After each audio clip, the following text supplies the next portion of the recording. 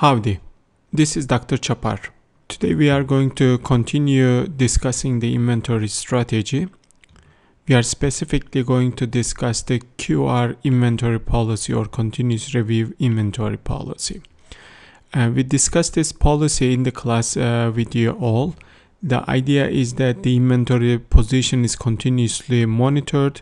There is a reorder point, and you keep selling the items. Whenever you hit that reorder point, you place an order of size Q, and this order that you placed arrives after a lead time. Your inventory levels goes up and then goes down again as you sell. Whenever you hit the reorder point again, you will place an order, and this just keeps going on. In this figure, there are two pieces of information. One is that inventory level and inventory position. Inventory level is that basically it's physical inventory. How many items you have on hand. If you don't have any inventory, how many do you have as a backlog? Right? Then inventory position is the physical inventories plus outstanding orders. When you look here, as soon as you place an order, your inventory position goes up by Q. And because as soon as you place an order, you have an inventory that's going to be part of your physical inventories in the future. So you need to consider that one when you are placing future orders. And all this management is basically by tracking the inventory position rather than inventory level. We discussed the notation in the classroom earlier, but I just put here for your notes. And there are three different assumptions about the QR model we study here. First one is the demand rate is constant. What it means is basically the rate of demand is not changing. Think about the seasonal demand. At some period, you will not have a lot of demand. In the other periods you may have a lot. So if you have a demand like which follows a seasonal demand pattern, then this model may not be, these calculations may not be the best one. So this is more of a regular demand. No constraints on the order size. So if your calculation shows that you need to order 251, you should be able to order 251. In some places, and there is a batch requirement, so perhaps you have to order multiples of 50s or 100s. In that case, the calculation slightly changes and you need to adjust your order quantities based on that information.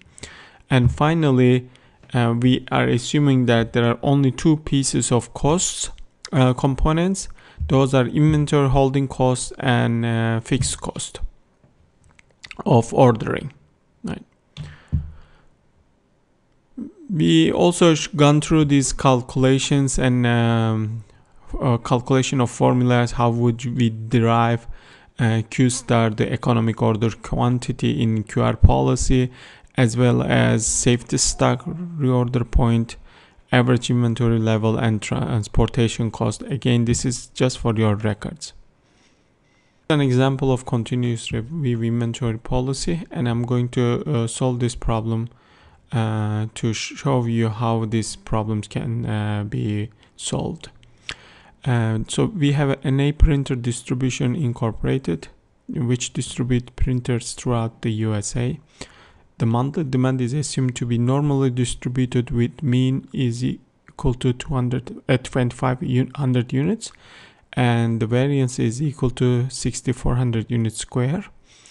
NA pays $800 for ordering, $95 for each unit, and yearly inventory holding rate is expected to be 24% of the product value. The company aims 95% customer service level in terms of product availability. Considering 3 months replenishment lead time, this is the lead time, replenishment time, which is the lead time. We are asked to calculate the optimal order quantity Q star, safety stock SS, reorder point R, average inventory level, and total cost. Now, before we go solve, I would like to kind of summarize what are the numbers, which numbers correspond to which notation. So we have demand 2500 units or printers per month. Then we are not actually given the standard deviation but the variance of the demand, so we need to do some calculation. Variance is 6400 and standard deviation is going to be a square root of that number, which ends up with 80. Fixed ordering cost is $800 per order. Product cost is $95. Inventory holding rate is 24% per year, and customer service level is 95%. Right. So here are the results. Basically, Q star is equal to 2AD divided by IC and then the square root of that number. Now, when you look at the numbers going into that calculation, we have 2 as a 2, and then A is 800, but the demand is 30,000, and because it is 30,000 units per year, I is 24%, and that is 0.24, and then 95. If you do all this math, you end up with close to 1451. Now, why do I have demand here as 2500 units per month, and suddenly here I just add 30,000 units, right? So there is a very important concept called time consistent calculations. So when you are doing all these calculations, you need to make sure that numbers going into calculations are all time consistent, right? In our notation that I introduced earlier, there are 5 things. They have time components: the demand, standard deviation, lead time itself, inventory holding rate. If I calculate inventory holding cost, H, that's going to be time consistent. Safety stock is does have lead time and standard deviation in its calculation, so it is it needs to be time consistent. Average inventory level needs to be time consistent, and total cost needs to be time consistent, right? When you do all those calculations. Now, in the example I was given, inventory holding rate was 24% per year. The demand, the small demand, was 2500 per month.